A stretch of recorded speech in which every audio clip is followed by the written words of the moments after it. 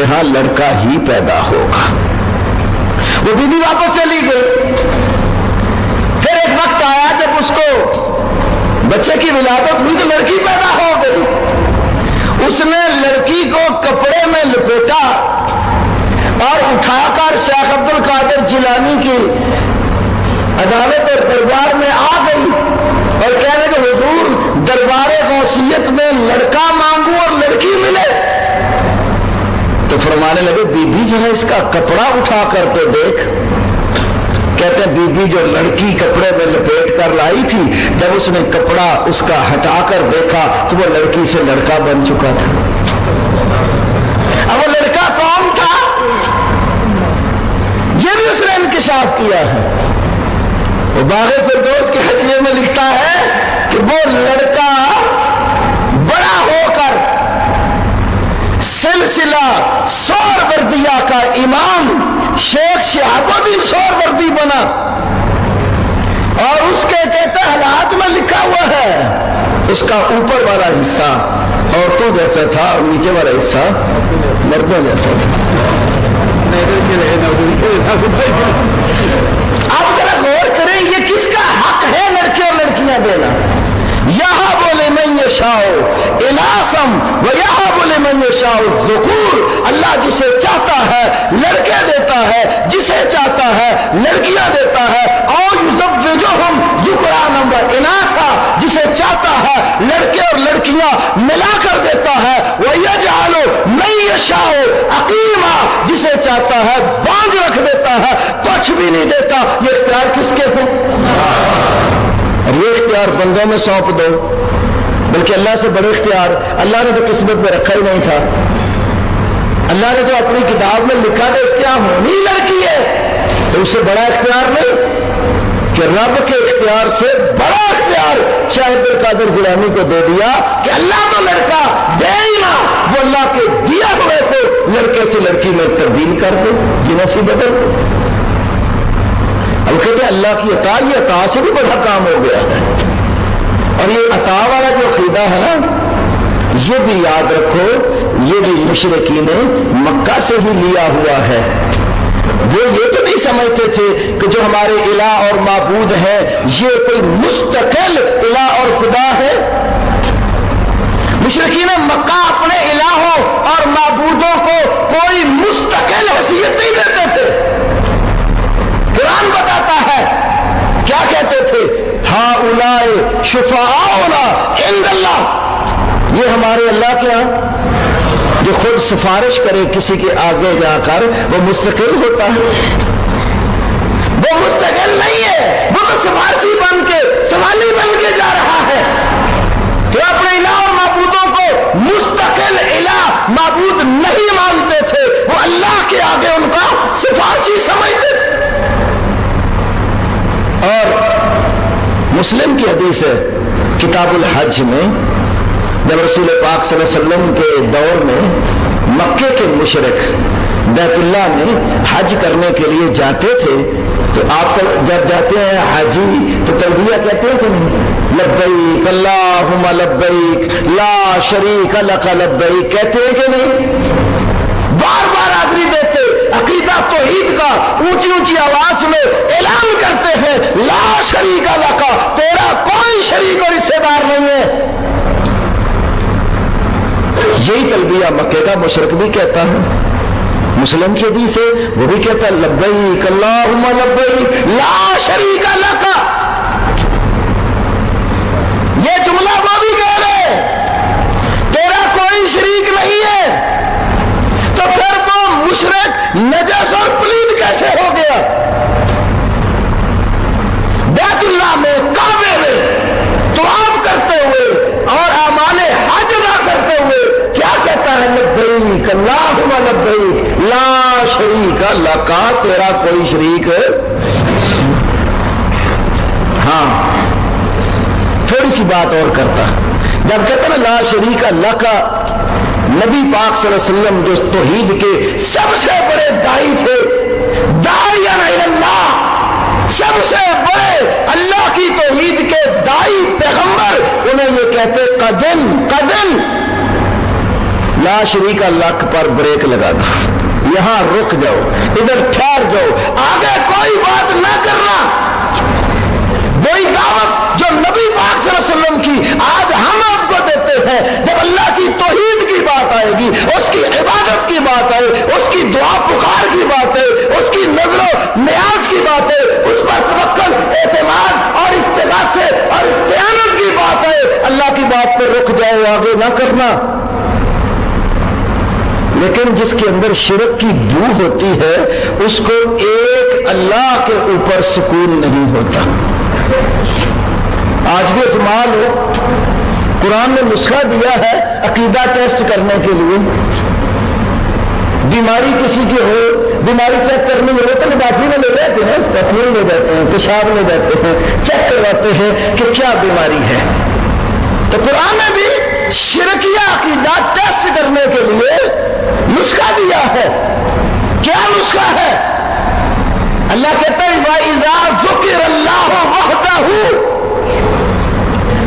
جس وقت ذکر اللہ ہو، اللہ کا ذکر کیا جاتا ہے، صرف لفظ اللہ نہیں کہا، ساتھ مزید فرمایا وحدہ، ایک اللہ کا جب ذکر کیا جاتا ہے، اس کا تذکرہ ہوتا ہے، اس کی توحید کا جب بیان ہوتا ہے، اشمئزت قلوب الذین لا یؤمنون بالآخرہ، جن کا آخرت پر ایمان نہیں ہوتا ان کے دلوں کو قبض ہو جاتی ہے۔ روح المعانی مانا لکھا اشمئزت ای انقبضت، دل سکڑ جاتے ہیں، قبض ہو جاتی ہے، پھر اس کو تکلیف شروع ہو جاتی ہے۔ قبض سے بھی تکلیف ہوتی ہے، وہ قبض ہو تو پھر پورے وجود کا اثر دماغ پہ چلتا ہے۔ اشمئزت قلوب الذین لا یؤمنون بالآخرہ، جن کا آخرت پر ایمان نہیں ہوتا ان کے دل کڑتے ہیں، سکڑتے ہیں، انہیں قبض ہو جاتی ہے۔ علامہ آلوسی حنفی رحمہ اللہ نے اس آیت کی تفسیر میں ایک واقعہ لکھا، کہتے ہیں میں نے ایک بندے کو دیکھا، وہ ایک اللہ کے ولی کے آستانے پر پکار رہا ہے، اغثنی یا سیدی فلان، یہ تفسیر المعانی میں اسی آیت کریمہ کی تفسیر میں ملے گا آپ کو واقعہ، اغثنی یا سیدی فلان۔ آپ نے بھی دیکھا ہوگا بڑے جشیلے لوگوں نے گاڑیوں کے پیچھے لکھا تھا اغثنی، اغثنی یا رسول اللہ، یا شیخ عبد القادر جیلانی شیئا للہ، امداد کن از رنجوں کا مزاد کن یا شیخ عبد القادر جیلانی۔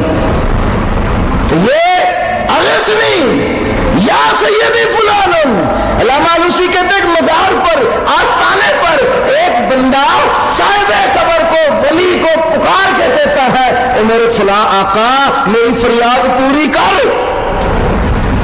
تو علامہ آلوسی کہتے ہیں میں نے اس کو کہا قل یا اللہ، قل یا اللہ، میں نے اس کو کہا تو یا اللہ کے ساتھ دلیل دی، یعنی میں نے کہا قل یا اللہ، اس لیے اللہ اپنے قرآن میں کہتا ہے وَإِذَا سَأَلَكَ عِبَادِي عَنِّي فَإِنِّي قَرِيبٌ أُجِيبُ دَعْوَةَ الدَّاعِ إِذَا دَعَانِ فَلْيَسْتَجِيبُوا لِي وَلْيُؤْمِنُوا بِي لَعَلَّهُمْ يَرْشُدُونَ۔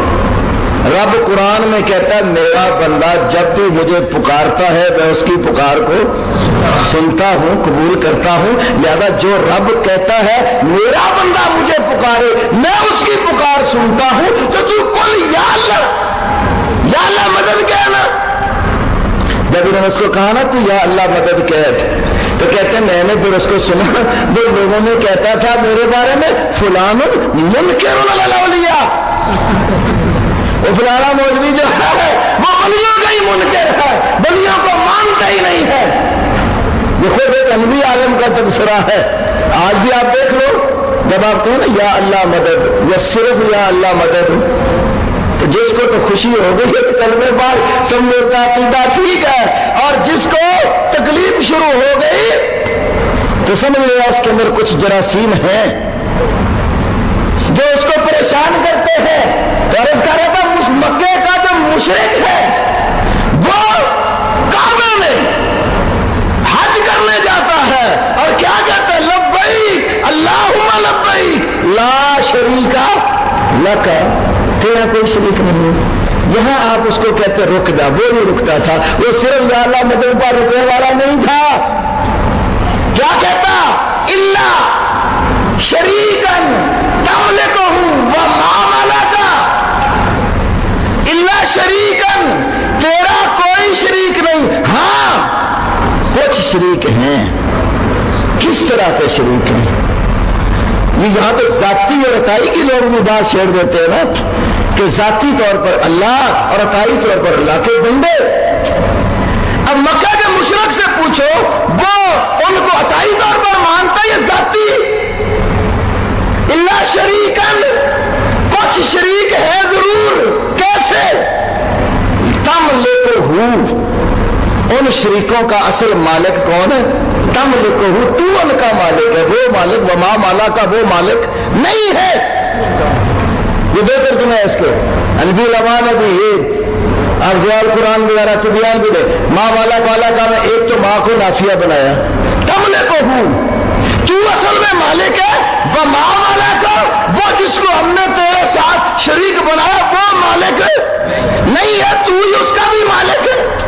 جیسے کہ یہ بھی ذاتی طور پر تو مالک نہیں ہے، اصل مالک تو اللہ ہی ہے، اللہ نے دے کر ساتھ لگایا۔ یہ دوسرا ترجمہ اس کو ماں موصولہ بنایا تو ترجمہ کہ تملکہ وما ملک، تو اس کا بھی مالک ہے اور جن چیزوں کا وہ اختیار اور مالک ہے ان اختیارات کا بھی اصل مالک تو ہے، اس کا بھی اور اس کے اختیارات کا بھی مالک تو ہے، حقیقی مالک تو ہے اور جو اس کو اختیارات ہیں وہ تیرے ہی دیے ہوئے ہیں۔ یہی آج کہا جاتا ہے۔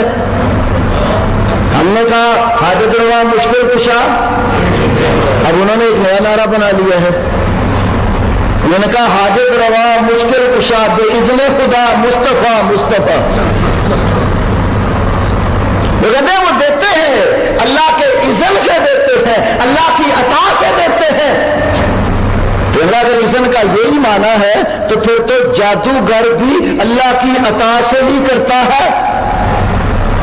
پہلے پارے میں دیکھ لو، جادوگر کے جادو کا ذکر کیا ہے اور فرمایا کہ وہ اللہ کے اذن کے سوا کسی کا کچھ بگاڑ، تو کیا معنی ہوگا؟ ان کو اللہ اذن دیتا ہے، اللہ کے اختیار سے جادو کے ساتھ میرا گھر کرتے تھے۔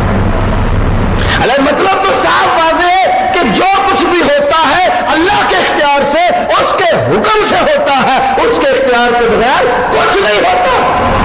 اگر یہی معنی ہے کہ اللہ نے ان کو اختیار دے دیے، وہ دنیا سے جانے کے بعد بھی اللہ کے اختیار سے ہی دیتے ہیں، تو یہی اذن اللہ جادوگروں کے متعلق بھی پہلے پارے میں موجود ہے اور بھی قرآن میں بہت جگہ اذن اللہ کا ہے۔ تو بہرحال میں نے عرض یہ کیا کہ خالی الہ اور معبود کہہ دینے سے کوئی اختلاف نہیں آپ سے کرے گا، مسئلہ تب بنے گا جب معبود کے جو اختیارات ہیں، جو اس کے اوصاف ہیں، جو الوہیت کے لوازمات ہیں، جب ان کی بات آتی ہے تو پھر لوگ جو ہے ان کو غیر اللہ میں بانٹتے ہیں۔ جن میں سے میں نے یہ دعا اور عبادت نظر و نیاز کی ایک مثال چھوٹی سی آپ کے سامنے رکھی، یہ عنوان تو بڑا طویل ہے۔ بہرحال یہ ہماری دعوت کا توحید بنیادی حصہ ہے۔ کوئی عقیدہ انسان کا، کوئی انسان کا عمل اتنی دیر تک اللہ کے ہاں درجہ قبولیت پر فائز نہیں ہو سکتا جب تک اس کا عقیدہ توحید خالص نہ ہو۔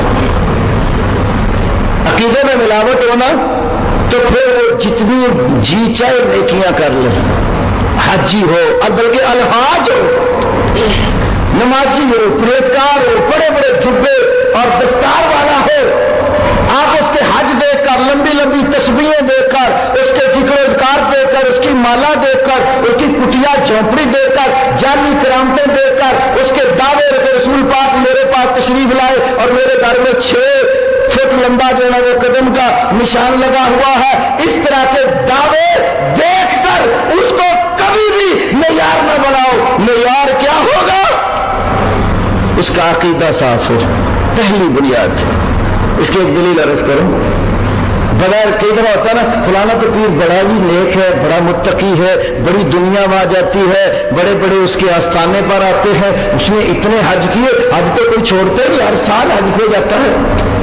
ہمارے صدردار میں خطیب صاحب تو انہوں نے جب حج کا موسم قریب آنا تو اپنی قوم کو پھر انہوں نے ماحول بنانا شروع کر دینا، آپ پیسے جمع کریں نا، میں جاؤں گا رسول پاک کے روزہ کے اوپر، وہاں آپ کے حق میں اللہ کے رسول سے بڑی سفارشیں کرواؤں گا، وہ ہر سال پیسے اکٹھے